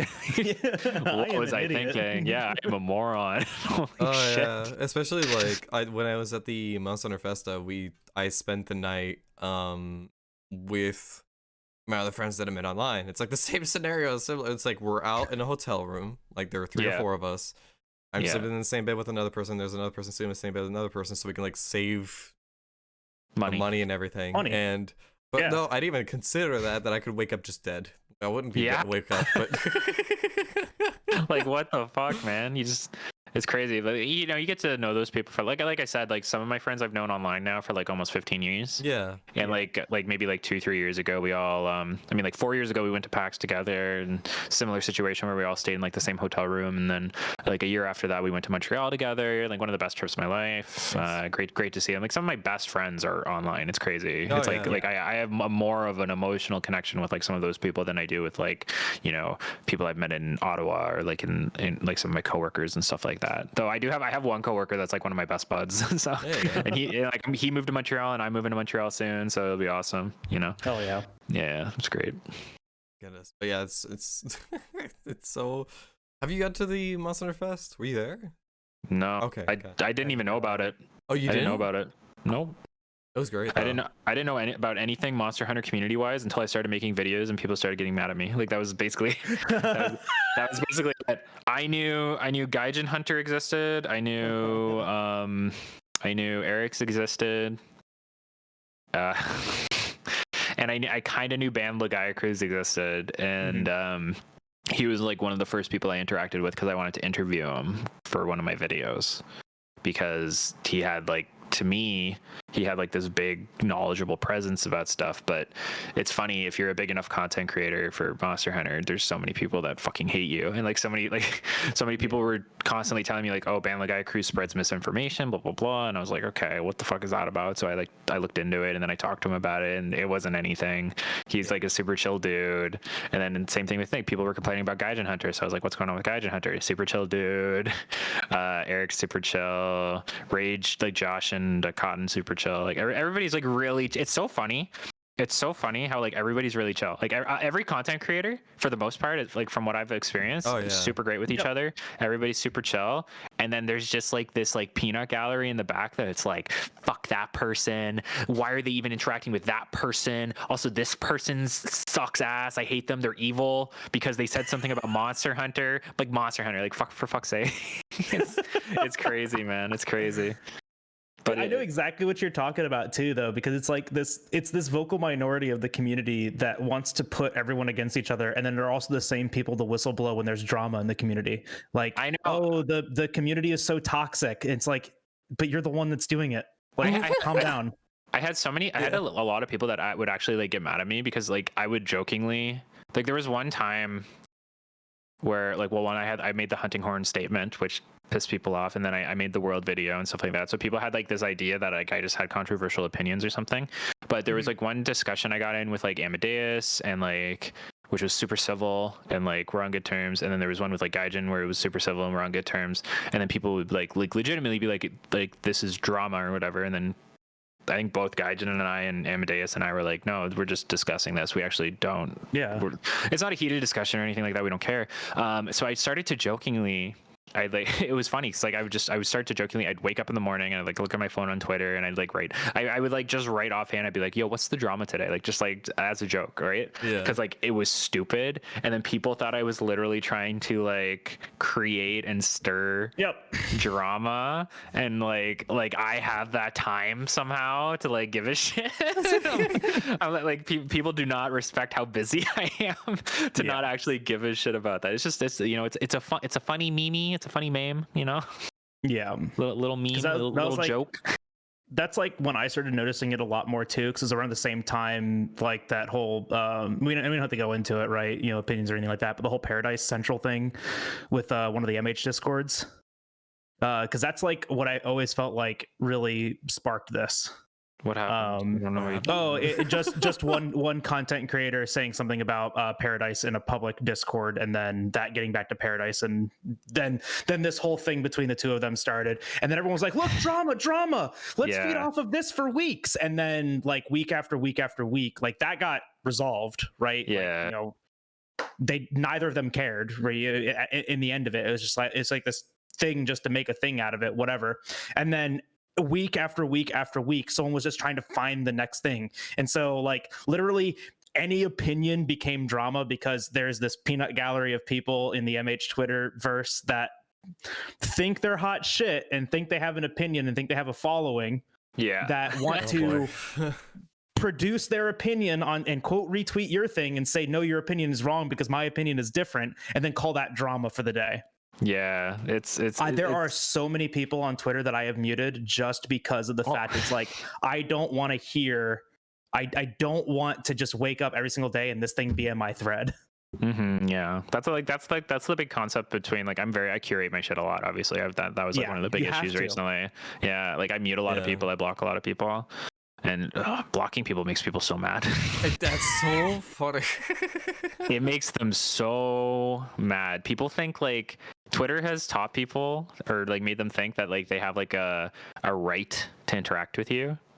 Like it is, it's crazy. Oh my God. And like the other thing too that people don't realize is that these are our personal accounts too. Not only are we doing this for our brand, but this is my personal account too. Like I'm posting shit about my life. I'm interacting with friends. And I'm also using this to curate my experience on Twitter. I'm looking for more things to interact with, more things to spark my interest and intrigue and all this. And it's like, I'm using this for myself, just like you are using it too. If I don't like what you do and what you post, block. Yeah, I get it too. Like, I mean, like I've been blocked by somebody, then it just didn't matter, but like I still felt like an emotional response to it, right? Like I was like, oh, like that annoys me for some reason. Yeah, you know, like so I get it, I get where it comes from, but like man, people get mad. Like, it is wild. It's really funny, like seeing people getting upset like about someone unfollowing someone or someone just like oh my God, unfollow. If someone got mad for an unfollow, I'd you're gone. So like, funny. Like I'm not dealing with later, that. kid. Yeah, one of my good friends on here, Cups. He literally like unfollowed. He literally unfollowed everyone Stop me. Besides for like one person. No, you're good. But yeah. Cups literally unfollowing everyone was like just one of the funniest just PR moves, right? It was hilarious because I message him all the time. So when I saw they unfollowed everyone, I was like, oh, that's just the Cups move. I didn't even bother me. He doesn't use Twitter for anything. He doesn't need to be following anyone. He doesn't use Twitter for anything except for posting like, you know, going live or to just post a meme or something like that, right? It's not like he's on Twitter every day like we are, you know? So it's just so funny just to wake up one day and look, and it's like one follower or follows one person. What? Yeah, like that's something I do too. Not down to one or anything like that, but I heavily curate who I'm following, like because I don't want my page to be full of pretty much anything except people that I'm willing to follow. Yeah. Right. And pretty much everybody I follow is like people within the community or like personal friends. And then like I'll follow like ContraPoints and fucking like a couple like content creators that I really like, you know? Yeah. My follow history right now is so weird because it's like a mixture between like friends, streamers and Monster Hunter creators, and then because this is the best place to look for it, Animal Crossing New Horizons accounts. I follow so many of them because all these people are so much more creative than me, and I get all my ideas from Twitter. It's like it's the weirdest thing to see this. So like Twitter doesn't know what to recommend me anymore. It's like Animal Crossing. You only interact with these Monster Hunter tweets, but Animal Crossing too. I know when they give you like the trending stuff, and I'm like, I don't. No, that's not what I want. I only want to see stuff that from my followers. That's it, or from not my followers, but the people I follow. Yeah. Twitter doesn't get that, so it's super weird. It's one of the things that like everyone's been asking for too. Like, let me turn off the recommended, like, you know, discussions and stuff. That is weird. That is very weird. They haven't figured it out yet. It's you have. They don't need to. I know. Because like all Twitter is really bad. All it cares about is creating arguments, basically, so that you will be addicted to going into Twitter to take part in those arguments, because it's a public blog system and that everybody can see and can be like pushed to other people. So controversial opinions get pushed, which causes interactions and arguments and stuff like that. So more people are on your site. I don't know how they make money off of that. Oh, the fact that your second post is always an ad, or like the second post in anything is always an ad. Like that's how you can like, even on mobile now, you can click on anything and the first or second post is an ad. And I noticed that on mobile the other day because I was like, this is so weird. And sometimes it appears as a comment. So I was like looking at one of my tweets and it's like, oh, I have a comment, and let me go click on that. It's like it was one comment. It was just the ad, and I'm like, is the ad the comment? And it was just a bug. Oh, weird. You gotta like block all the ads until you get like the really good ads, like the really stupid promoted tweets and shit from people. It's all memes. Those are wild to see. Yeah. Oh my gosh, I get promoted tweets sometimes. Guys, don't do this. Your stream is probably great. You're probably a fantastic human being. Yeah. Don't promote your going live message and then expect to blow up. Like, because it doesn't have enough time. It doesn't. No, why would you do that? If you're gonna promote a going live tweet, a 24-hour stream might be the only instance where I would say do that shit. But even then, it is such a bad idea because you're paying for literally zero interaction. I could see you promoting like your channel. Yeah, I mean you can promote any tweet. You can promote any tweet, right? Yeah. Just go to any of your tweets. Just go to any of your tweets and then click on it, and you can make it a paid promoted tweet. Okay. Yeah, you can go into your analytics for it, and it says promote your tweet. Yeah, but like, there's no real reason to do that except for like channels or something like that. Or if you're selling shit, maybe. Yeah, if you're selling a service. But like, there's literally no reason to ever do that, especially a going live notification. I've seen them where it's like from a day ago. I know, like, it doesn't help me at all now. Tells me nothing. I don't know. But I think it's a really big thing that you're doing right now as well, is that people, I feel like, should do more and normalize is like blocking people and muting people. Oh yeah, 100%. It's so good for your mental health, man. Exactly. Oh my god. Holy shit. Because like then the next day you don't feel down with a comment that says like "fuck you" or something. I don't know. Like literally, and like you literally, it's like that sounds like a meme, but like you literally get like comments that are just like "fuck you" or like your entire day because you keep thinking about it. It just lives in your head. Fuck you. SuperRad lemon. Fuck you. For real. Someone will be like, "Yo, fuck you, SuperRad," and I'm like, "All right, cool, bye." Cool, like, thanks, man. Why would I not? Why would I not block you? And then like, and then that same person quote retweet and then retweets later the picture of you blocked on their page. It's like, yeah, no shit. Any sane human being is gonna block that. What really sucks about that is it causes a ripple effect because and then a shit ton of other people start to doing it too that you want to block. So then you're just blocking more and more people. But what was so funny about like that situation I was in recently was that like I kept seeing so many people being like, why did you block such and such who didn't even like interact with you? And it's like, well, I don't know because I don't know who they are. I don't remember. But a lot of people, what happens is when you get blocked by when you block somebody and people start complaining about it and shitting on you, you can see who's associating with that thread. You can see who's like either insulting you. You don't have to interact with me for me to see that I'm being insulted. Like if I see someone's complaining about me because I blocked somebody and then I see a bunch of people being fucking assholes, like why would I want them on my feed? I'm just gonna block them too. Like, and so like they're like, oh, these blocks are undeserved. Every block is deserved. It's my Twitter. Doesn't matter. Exactly. It's your Twitter. It's your space. You blocking them does literally nothing to their interaction with your content too. You could literally do nothing to me and like I block you and it's still deserved because like I am curating my timeline. Like it is up to me what I see on my fucking timeline. Like it is so stupid. And then some people will be like, well, why don't you just mute them? And it's like, no, I don't want them. If you mute them, they can still like reply to your tweets and then you just see that there's a reply and you can't see it. It's stupid. Yeah. I want them gone. I don't want. I spend a lot of time on Twitter. It's a core part of my social media experience because like I make videos and stuff like that. I kind of have to be on it a little bit. Though I have stepped back a lot lately. I've like turned off all the notifications and stuff mostly. So it like to have it cleaned up. You know, I clean my house. I clean my social media. You know, and like I'm the exact same way too because like I see that kind of stuff. I'll see a tweet come along. It's just like a random tweet because like the people Twitter will recommend to you tweets that people that you follow liked. Right, so like, oh, SkojSkull liked this tweet, let's recommend it to Jalbagel. Okay. And I'll see that tweet and sometimes I'm like, I don't like what this tweet is saying. Like I don't agree with this message. I don't agree with this opinion. Wait, what is Skoj? Are you liking problematic stuff? Skoj's like, liking some sketchy ass shit. Oh my god. And I don't want that on my timeline because when I'm at work and I'm on my lunch break and I'm scrolling through my timeline and then just suddenly there's just this big titty anime girl on my screen. I can't be having that. And I look up there That's and the worst one, man. SkojSkull liked it. Shit, I gotta mute SkojSkull now. I gotta block Skoj so I don't get that stuff. I don't know if Are you liking big titty anime girls on Twitter, man? You have to have. You're supposed to have an alt account for that. Yeah, on main, really.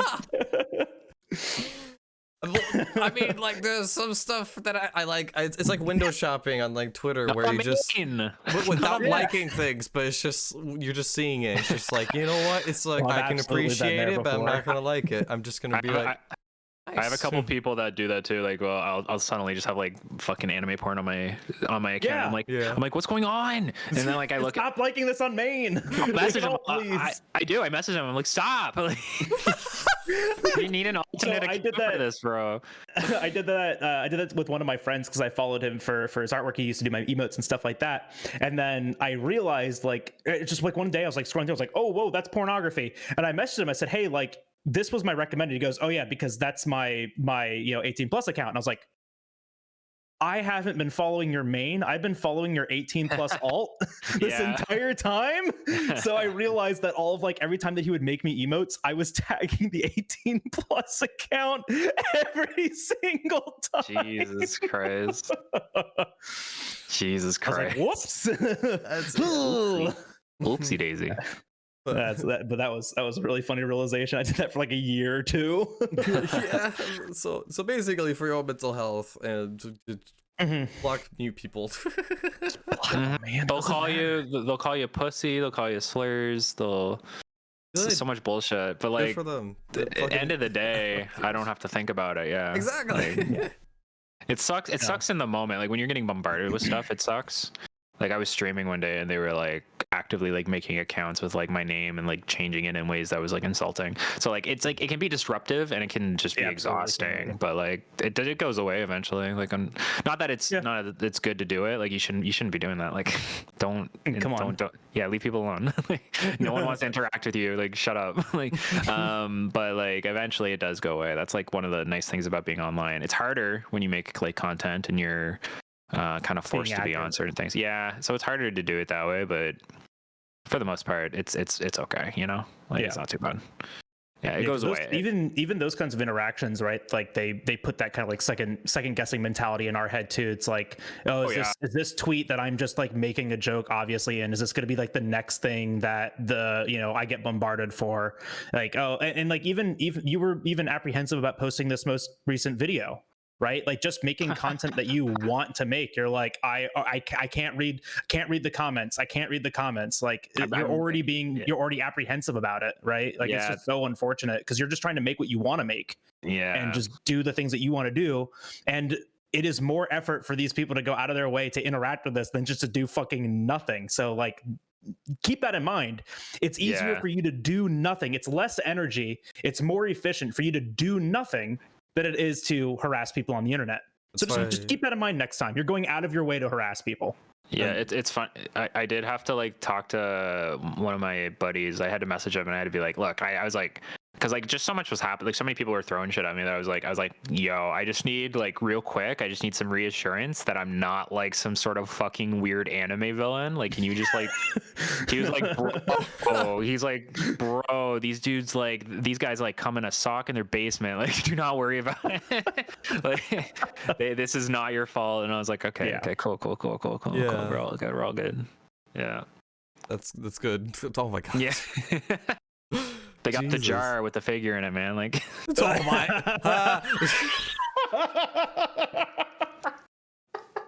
And then they'll get on Twitter and insult you for complaining about the jar with the comment in it. like you write a tweet. It's their jar, but they shouldn't be posting it on the internet. I know, it's like what, like you're on Twitter. You're like, why do I keep seeing so many pictures of jars with cum in them? Like, what's going on? So, like, how fucking dare? Like, first of all, how fucking dare you? You fucking you lib SJW. Like, what the fuck? First of all, you, and then you block them, and they're like, "Oh, this idiot blocked me because I have cum in my jar," and it's like, "Well, I just don't want to." Jesus Christ, man! Ain't the internet a great place? Isn't this wonderful? This is where we choose to make our living and spend our time. I have to like, but like I said, you curate it, you're good. You just you gotta create your own experience. That's something I talk about. I think we talk about it like literally every other week, is like curating your own experience on things. So you gotta do that everywhere. Reddit, YouTube, Twitch, literally everywhere. You have to curate your own experience, because if you don't, the algorithm does it for you, and then you're getting shit that you don't want to see. Yeah. Dude, it's really hard to curate your experience on Twitch, because like sometimes I'll get like, you know, when you go on Twitch's main page and it'll show you like the top, like it'll play something right away. Yeah. At the top. And like I don't like some of the shit I see. And like, so I was like, okay, well, I'm sure there's a way I can tell. You can tell it to not recommend categories, but you can't tell it to not recommend that top thing. Because I was like, I don't want to see this the front page. Yeah, I don't want to see this one person, just like unrecommend them, but you can't do it. So I was like, okay, well, what can I block them? Like, will that do it? I don't want to block them. I've reported so many front page streams before. Just like for like what's happening on them. Like there's so many front page streams that I see that are like just chatting, that are like borderline the edge of TOS. And like I'm not even like talking about like, you know, like what everyone's thinking, like, oh, it's just it's a bikini stream, it's some scantily clad. No, it's not even that. It's like people like getting like blackout drunk on the front page. I wasn't even connecting to that, by the way. I forgot I did that for a second. I was just like, what are you talking about? SkojSkull stream on the front page. Yeah. It's gonna happen. I don't like this. Everyone hated that. And then I later on figure out that lingerie apparently is not allowed on Twitch, and I realized that I've wore like 2 lingerie bikinis. So wait, did you get like reprimanded for that? No, I didn't. I just found out later. It's like someone someone told me, said, by the way, like this is like way after they were just like they're reading rules about like if like wearing bikinis is allowed. They read out loud lingerie is not allowed, and I was like, whoopsies. Gotta go. It's swimwear. What do you mean? It's swimwear. Swimwear, yeah. I swim in this. Yeah, there's a function. You're good. Like even the Twitch front page, like every now and then I'm just like, oh, this makes me uncomfortable. Why is this auto playing for me? I hate, it's so bad. Like I don't know why they do that. At least don't autoplay it. It's so stupid. So there is part of the BTTV extension that you can turn off that autoplay. Oh, good. So like I have that enabled, so it doesn't. So like when I click on it, it doesn't autoplay anymore, which means it also doesn't get my view. Autoplay? I'll do that. Yeah, that's smart. It does like play a fraction of a second of the audio the moment you open it up, but other than that, it won't play it. It pauses it immediately. That's good. Literally better Twitch TV. Yeah. Going back to the comment with like the whole like you searching through YouTube comments and everything, I've heard like even like from like bigger creators, they just completely comment section. I try to. It's hard. It's an really addiction hard to read them. Yeah, because it's just like you wanna see what people say about your video, or and you wanna engage with it a little bit, like especially when YouTube Studio puts all of the unresponded comments in front of you. Like you haven't responded to any of these. Thanks. Exactly. Like for a reason. Like I'm looking now, like I'll just skim them and like try not to read too much into them, because like one really shitty comment can just be like just like ruin your day, super annoying type thing. And like even like I made like a tweet for it, for the video, right? And I can already tell that I need to wait, where is it? Mute this conversation. So, because like I want people to see the video, I'd like it to be like retweeted and like for it to get out there, but I don't want notifications of people writing essays, whether they're good or bad at this point, about the video. Because if I have to, I mean, I do appreciate the good ones, obviously, and I even appreciate getting like legitimate critique, but like you'll get people on Twitter that are just writing essays trying to articulate their opinion on it or something like that. And I explained this in the handler video. I didn't explain it in the video, but I explained it about the handler video. And you can't, for every essay somebody writes, I cannot respond to that essay. Like not all of them. And I can't have full time consuming arguments with them or discussions even about them. So like, if you make a video and it gets 300 comments and all of those comments are essays, you don't have the time. And then people get mad that you're not like dealing with the comments properly or something like that. Like just because I said like, let me know your thoughts in the comments or something. And it's like, it doesn't mean I'm going to fully respond to them. Or a lot of people get mad when I tell them to go outside, because like it's so funny. It's so funny. Someone will write an essay and they'll be like, why didn't you like respond to all their points? And I was like, because I can tell reading this comment it's so funny, because like sometimes I'll get like I say like I get good comments that are disagreeing with me, and I will in good faith discuss with this person why I feel the way I do. And then this other person, I'll write go outside. And if you can't look at the two things that I'm responding to, and I feel like you'll know the difference. Like it's like one is like she's fucking ugly and like everyone hates her anyway, and it's because she's so fucking annoying, and I either didn't watch the video or I clearly hate women. And it's like, fuck, man, like the video wasn't even about that. Everyone's like, oh, so if you hate the handler, you're a misogynist. No, that's not what this is. But if you do hate the handler, you should consider why. And if you feel like the reason why is like justified, cool. But I'm telling you that certain aspects of it are ingrained within our societal structure and our culture, and some of that has to do with misogynistic undertones. Whether you like that or not, it doesn't make you a misogynist, but that's part of culture. That's just how it is. That's just part of culture. It's such a dominating force within our culture, so it's part of it. And then people are like, you called me a misogynist. I'm like, no, I didn't, but you probably are, because I'm reading your comment. And it's full of that shit. Like, god damn it, man. It's like, because I get that so much, right? Speedrunning the game, it's like you start the game over every single time, and people are just like always like, oh, the handler is so annoying. It's like, not really. You just turn your brain off and just like not pay attention to her. The only reason you find her annoying is because you want to find her annoying. Exactly. And if you play that game, hey, get Get off of there. If you play that game from the beginning, everyone's fucking annoying. Everyone's stopping you everyone's fucking way.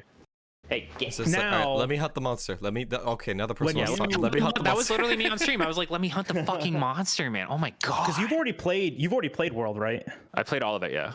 All of it. Like, okay. I sported everything. Hey, download the cutscene skip mod, and then all of those comments go away. No one says a damn thing anymore. I'm using it right now, actually. It's really good. Good. Yeah. The best mod, the best money I ever spent. What really sucks, though, I appreciate that, actually. What really sucks about it, though, is that you can't skip, like, you can skip cutscenes, but you can't skip, like, the dialogue. Yeah, so you're talking about the dialogue at the like the council tables and stuff. That, or just like any conversation, really. Like if your helmet doesn't come off, you're not in a cutscene, but it still kind of seems like a cutscene. So, fun fact: grab your controller, right? Yeah. Your A or X button, and then your circle or B button, both of them at the same time. Just hit them. Just hit them both. Fast clear text. What? Clears it twice as fast. Really? Yep. And you'll find the right cadence for it. You can actually. It's. Hey, speedrun strats. If you slightly stagger the input, it's the fastest way to clear the text. It's 2 frames. So X circle, just keep doing that. Like slightly stagger it. It's the fastest way to clear text. Okay. Yeah, I'll try it. We've considered putting in something like a script that runs, but there's really no way like in the game's code to be like, hey, this mod is saying that these inputs are being done. Like, it's really weird, right? Mm-hmm. And there was no way for us to just like remove them. Plus, since this was built with speedrunning in mind, so we didn't want to remove something that actually required inputs, especially inputs that can actually be messed up. So no, that's actually sick. I'll try. Now I'm gonna use that. I'm gonna show that on stream. Look what I learned. X and circle at the same time, or you can also do like circle and right click on your mouse. Mm-hmm. You can do that too, or F. You can hit F and circle any except and cancel. Okay. I usually just do I always just try to do like circle though, because if you hit X again, then you're talking to them again. Yeah, but I play like on an Xbox controller, so I'll try it with like that. Yeah, I mean it's super. You'll like do it the first time, you're like, holy shit. That's sick. I love that. That's awesome. That's the gamer strat right there. I'm telling you, man, speedrun the game. This is the first step. I've thought about speedrunning. I will never speedrun Monster Hunter. I don't know. It's awful. It's just I could not do it. Like I watch Peppo, I watch RTAs, and then I watch like you do the full thing, and I'm just like, none of this is appealing to me. Like I would not be able to do are an absolute monstrosity to everything. Mm-hmm. It's like, especially because like I'll be watching people. And it's like, oh, that looked really good. They're like, no, that was so slow. And I'm like, oh shit, I don't know anything about this game. I think if I could speedrun anything, it'd have to be like a platformer or something. Like very basic mechanics, but like you can like do it. Yeah, consistent, and you can do it. Anything with like a little bit of RNG is fine, but like anything with RNG and I'm like speedrunning, I'm like, no, I would be very mad all the time. Oh yeah. I have my other speed games. Like I speedrun a Hat in Time and Tyler Tasmanian Tiger 1. Yeah, and okay. I like both of those games because they're just platformers, right? Yeah, and they're a lot of fun. They're 2 games that I absolutely love and I enjoy playing, so I speedrun them too. That's awesome. But, like I'll do that when I need to I want like the desire to speedrun, but I don't want to play Monster Hunter. Yeah, you want to like I kind of get like that too, where like I kind of want to play something, but I don't want to play like the stuff I've been playing currently, like Monster Hunter or whatever I'm playing. So I'm like, well, I'm gonna go play Dark Souls then. Yeah, it's like my refreshing game thing. I can always do a Dark Souls run like any time, essentially. Yeah, it's funny. That's what I was saying. I bought Forza, and this entire weekend I've just been playing Forza. Yeah, exactly.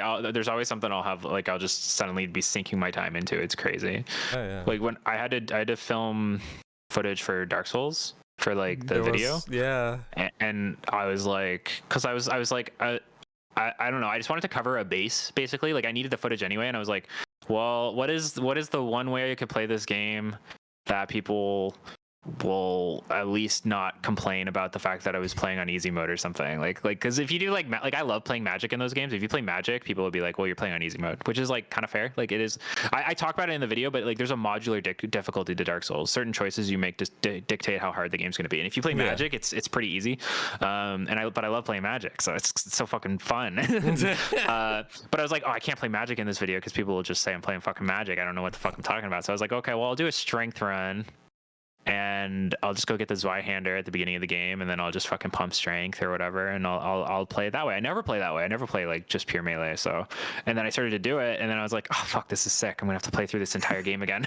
Yeah. for the millionth time. Yeah. Oh my gosh, I need to play the other Soulsborne games. I've only played through 3. I've only played it to basically You played through the best one then. Like everything's downhill from 3. I love 3 so much. I love 1. I love 3. And I appreciate Bloodborne and Sekiro for what they are, but they just aren't as good in my opinion to like 1 and 3. 1 and 3 are like top tier. That's fair. I love the combat in Bloodborne because I'm very I'm very go at it, fight them kind of attitude when it comes to games. I'm not very just like, I'm very impatient, I guess you could say, when it comes to playing video games. So it's just, I'm not like shield, stab. I'm just like fucking stab everything. It's funny because like I was like, the first time I played Bloodborne, I had just gone through like Dark Souls 1 and 3 again. And I was like, what is like, cause like, I was like, what is the most like magic style in this game? And they don't really have one, right? Like they have weapons instead, like guns instead of magic kind of. And so I was like, okay, well, how can I just fucking pump the flamethrower at the beginning of the game? And like I was just running around with like this fucking flamethrower throughout like the good majority of the game. I was like, this is not how you should be playing this game. I feel like this doesn't feel right. But I'm like there's like that one beast on the bridge you run into first, and I'm just like pumping it with like a fucking paint can of fire. I was like, this doesn't seem right, guys. And I was talking to one of my friends. He's like, no, trust me. Like eventually, and then like eventually just like one shotting shit with like a fucking flamethrower and shit. It's ridiculous. I was like, okay. The one thing I liked about Bloodborne, the one thing about Bloodborne that was really sick was like the dungeon mechanic, like where you can make like custom dungeons. You don't make them, but you know what I mean. You put in a code. You go through them, and they're really cool. I've tried them a little bit. Like procedurally generated. Yes, but they're all consistent. So like if you put in it's like a seed. So if you put in it's like a seed generation. Yeah. So if you put in, there's like certain seeds people use that like generate infinity experience and shit now. Like if you ever watch one of the, what's that guy's name? Yimfa or whatever? You know who I'm talking about? Not sure. Oh, I'm sure you've seen his videos. He's like, he makes pacifist Dark Souls or pacifist Skyrim. Oh yeah, okay. That guy. He did a Bloodborne one where it's like beat Bloodborne without actually killing anything, or like without you being the one that kills them or something like that, and just like, or like ways to get like infinity XP and shit like that. Like they're really funny actually, so you should watch them. They're sick. Easy plug for him. So the sick videos. He's the guy that like did the Skyrim videos, and then like he like shows that like if you stand on a bucket you can like make the bucket float. Oh yeah. Okay. It's so fucking funny. No, I know it sounds fucking weird. Like look beating there's one that's really good. It's like beating the Mages Guild in Skyrim without ever using magic once. So it's like it's like next level galaxy brain shit. It's so fucking awesome. It's so weird. I love that. It's so crazy. Really what? I'm trying to remember. Some of those videos are really good. I'm trying to remember the last one that we watched. It was like 40 minutes long, but we watched the entire thing in Discord one night. It's so enjoyable. Yeah. Because like he has to like glitch around the game in like very specific ways to do things and in certain orders to get interactions that are entirely not intended. Yeah. Like the pacifist runs are so cool to watch too. Yeah, because like what a pacifist run really just entails is like you don't if you look at your stats and it says 0 people killed in Skyrim or something like that. So like people can die. Like you don't, as long as you are not by the game's definition the one that killed them, it counts. So like you'll slide people off of cliffs, or you'll aggro somebody else so that they kill them, using like a berserk spell or something, because it doesn't count as your kill and stuff like that.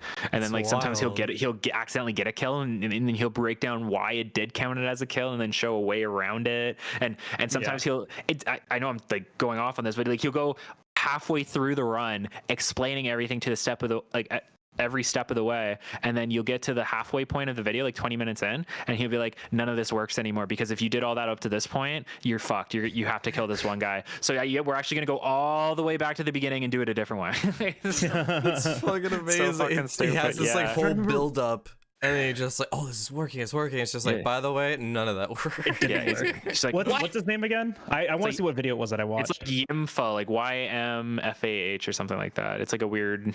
Yep, that's weird name. Exactly. Yeah, that's amazing. Yeah, you should watch him. He's fucking sick. What are you planning on doing with your content in the future? Like right now, you want to focus on more essays that are more opinionated and to get your word more into things.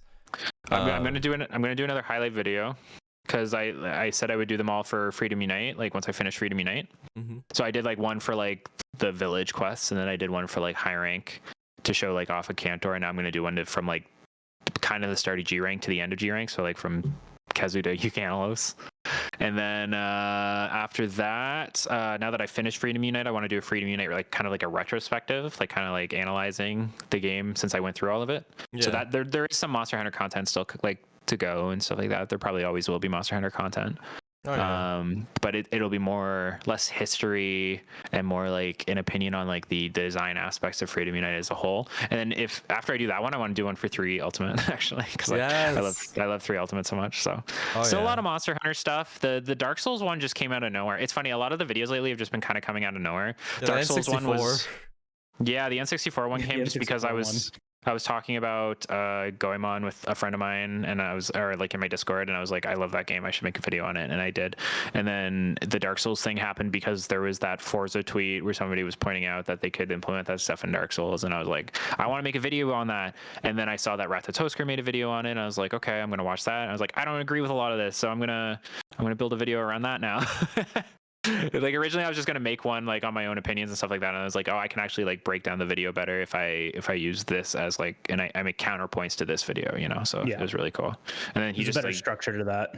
Yeah, it's the first time I ever did that. I never would like attack somebody in a video format. So like I messaged them before I made the video, and I was like, that was the point that I was gonna ask. Yeah, I was like, just so you know, I'm making this video. I have no ill will towards you. Blah blah blah. I just don't agree with like some of the stuff you said, and I'm going to talk about it. And like I do agree with some of the stuff you said. I'm going to talk about that too. And he's like, oh yeah, for sure. Thanks for letting me know. And then like I think like just now they messaged me and were like, I'm making another difficulty video, but it's not about yours. Okay. And I was like, so I just need to know it's not about yours. And I was like, oh yeah, totally fine. And but that's like a cool thing, because like a lot of times like creators, especially on YouTube, will like do that where it's like a video and then like they respond and then the next person responds, and like that is a collaborative effort, and it makes sense to like, it helps grow each the other. The appropriate thing, well. Exactly, and the appropriate thing is to contact the person and tell them that you're making this video. Yeah, I will say though, if I ever like just like how I just did, if I ever make a response to somebody's kind of video so that I can talk about my own points, my own opinions, and then they make a response to my response, I will never make a response to the response to the response. You don't do that. Yeah, I will never do that. They can respond to it if they want, but and I'll even watch it because like I feel like it's kind of because they're good people, like it's customary to watch it. But at that point, I'm done talking about it. Yeah, exactly. You said everything you need to say. I've said my piece, and I think I said it well. If you respond to it again, like it would be their first response, and like so valid, but like that's the end of it. Like you've said your piece, you've said your piece, I've said my piece based on your piece, and then you've made a rebuttal. I don't need the last word, you know. I don't believe in that. That's another thing with like going back to Twitter. I do not believe in the last word whatsoever. I used to as like a kid with Twitter arguments or like any arguments online. I was like, I have to be the last word. I'm gonna own this person. Blah blah blah. And now I'm just like, nope, blocked. You're done. I don't care. Like, so like in any situation, I do not need the last word. As long as I feel like I've articulated myself properly, you do you like whatever you want. I've said my piece. It's good. I don't really care anymore. Because certain people aren't gonna. If certain people are watching the video just to like.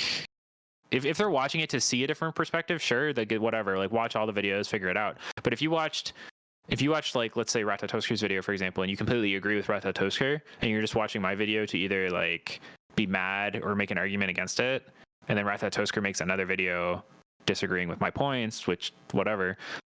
The person that liked the first video, they're not going to have their mind changed by anything. If I like, there's no reason for me to put in that additional effort to like make like just to keep the chain going, right? Like you want to say your piece. You want to like. Yeah, exactly. You want to articulate yourself well, and then try to be on good terms with the people that you're talking with and that you're talking about, you know. Like I said, I think I said it in the video. I was like, I don't know this person very well. Yeah. I've talked to them twice. They've asked me questions a couple times and they seemed nice. So I extended an olive branch and I told them, like, I don't want to cause any issues, you know? Yeah, no, and they even like tweeted about it as well. I saw that they were just like, I'm a real YouTuber. I was like, yeah, it was something like that. I was like, I don't know, man. Like, you make really good videos. Like, you should I think they make really great videos. A lot of their Dark Souls stuff or their Soulsborne stuff is really good. So yeah, check out Ratatouille. They're cool videos. I like them. Yeah. Yeah, and it's so funny, this concept of like being a real YouTuber. Like, nobody's a real YouTuber. No, well, yeah.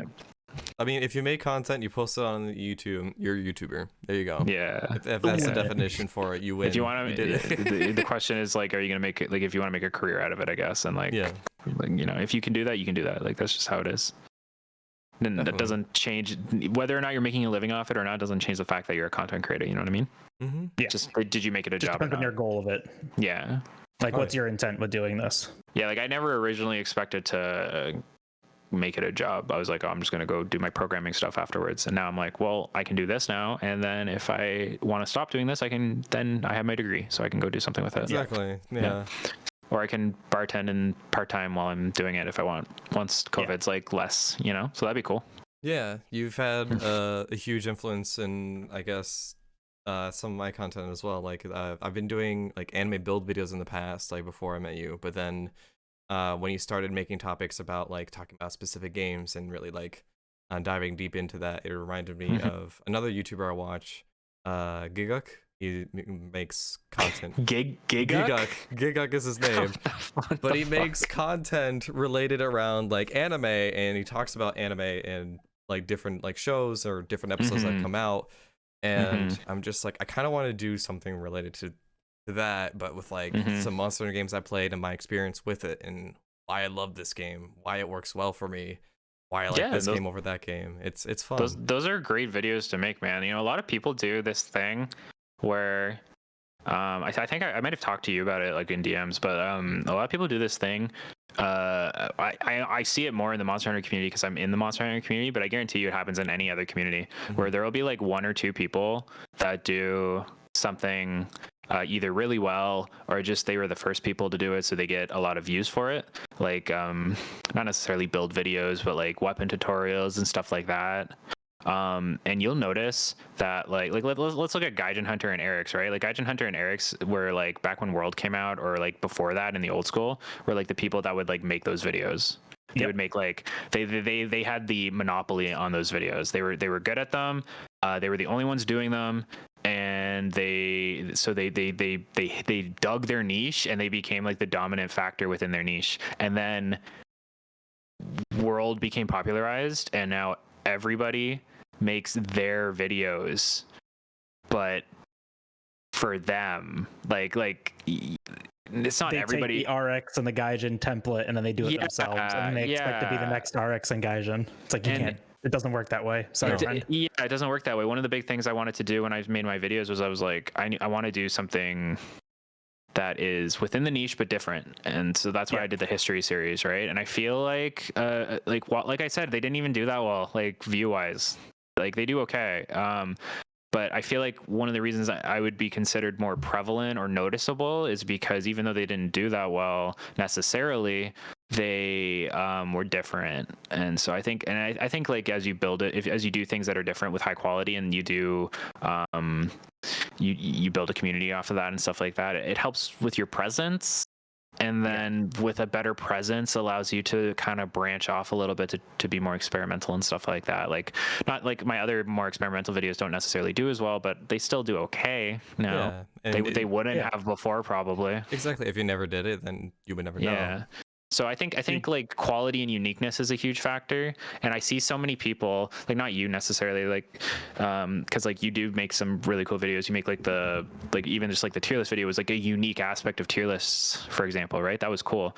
But there are some people that will just like they'll do like 20 reaction videos and build videos and like all this stuff that people are already doing, like tutorial videos. Everybody's done that. Like so, and like I'll even do it. Like sometimes, like why not? Like I'll make like there's a big event, I'll do a stream video and I'll react to it and I'll make a highlight and I'll post it. It's fun sometimes, but like if that's your core content, there's people that are already dominating that. There's no point in like making that your core content. Yeah, exactly. No. Like that's what I'm trying to like step away from as well. Not step away, but like I don't want to like people are suggesting other random videos I've never even heard about, and I'm just like, I'm not a reaction channel.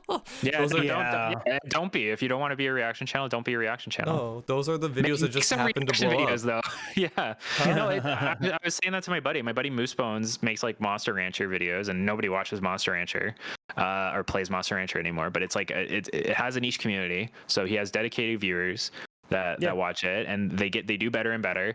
And he was just talking about how he made a tier list video for the first time, and it was one of his best performing videos, even though it's not his normal content, right? It's a tier list video for Monster Rancher. And I told him, and he knew this already, but I was just like, yeah, you make the normal videos you want to make, regardless of if they do well or not, because if it's not your job, really, it's a little more pressure if it is your job. But if it's not, and then you within the downtime, you fill it with like that algorithm shit. Like you make a bunch of good videos, and then you can like make a tier list video, and then you make a bunch of other videos that you want to make, and then you make like another tier list video, or you make like a reaction video or whatever. But you got to make good content. You have to make like there's passion projects and then there's profit projects. Like you have to identify the two of those, because you got to keep your desire. Yeah, they mesh. Yeah. And then eventually the passion becomes the profit, which is exactly. Really nice. That's the dream. That's the dream, right? Like people will tell you like, oh, the algorithm's fucking me, blah blah blah, and like I don't think anybody can like actually know that, because even YouTube doesn't know how the fucking algorithm works. No, YouTube has no idea. Yeah, so it's when people are saying the algorithm's fucking me, it's like, well, is it, or is it like what problem? Yeah, like what is fucking you here? Like, and like again, coming from somebody like, I don't think that my videos are. I've had like 2 bangers maybe. Sometimes I have to look at my videos and I'm like, what am I doing wrong? If I am doing something wrong, what am I doing wrong? And is it the algorithm? Is it like, can I make a Dark Souls video? Will it do well if I make it? And like, how can I change things up? And I have to think about that for like every video. And it's funny because like I was making the Mystical Ninja video and I was like, no, this is not it. I know it's not it, but I want to make it anyway. I love. Yeah. I mean, I feel like it might be a pretty good time. Elden Ring's coming out next month, or no, it's February now, right? February now. Yeah, February so still next year, I guess. Yeah, I feel like it might be a pretty decent time to make some content related to like Soulsborne type games. So you made one for Dark Souls. And yeah, exactly. So this just lined up though. I wasn't doing it because like Elden Ring's coming out. It was so funny. It's just like I see that argument on Twitter and it pisses me off, man. Because I'm like there's so many fucking opinions for that I just don't agree with. Yeah, that's like really where the root of this conversation comes from. It's like I did it hard, and you completing it but on easier difficulty makes my achievement feel less. Yeah, like, it means nothing actually. I said that in the video too. I was like, we can give more credence to people being able to play the game over people that are upset that more people can play the game. And someone in one of the comments was like, why are we valuing one over the other? And I was like, because we aren't. No, we are. We're valuing the ability to have people play the game over somebody being mad that there's an easy mode. And he's like, well, why? This one should be, if anything, they should be equal. And it's like, no, they shouldn't. But I don't want to get into that conversation. if you already feel that way, like if you are already of the mind, no, and you're just not somebody I want to interact with. Like at that point.